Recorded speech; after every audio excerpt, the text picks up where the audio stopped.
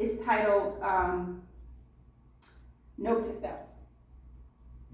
And this poem, I have to backtrack. Before I do the Note to Self poem, I wanted to give one more clause because I felt like these clauses will help just kind of bring some clarity to the words.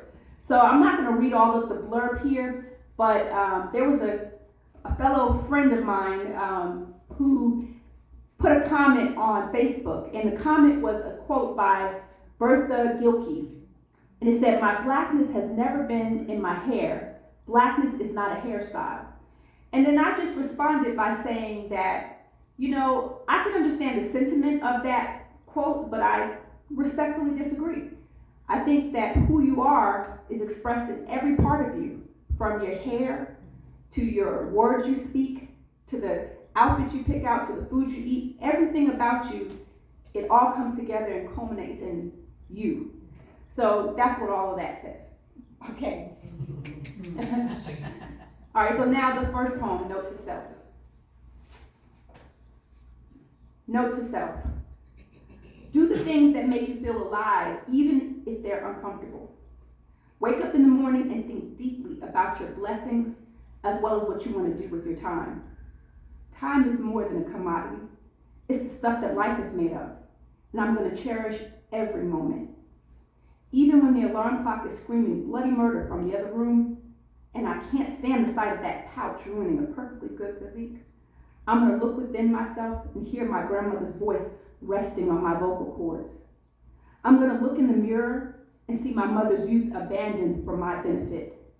I'm going to realize that my hands can carry more than cotton, and books bailed out my dad from his potential demise.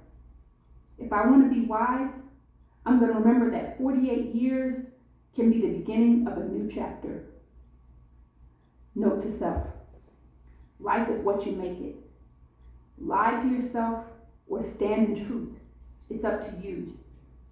Wade in mediocrity or push through the contractions and birth a new you. A you that is worthy of the labor your mom endured, giving you the same birthday as all those greats, Eartha and Michelle and Betty, and so many more. Note to self. You are your best friend.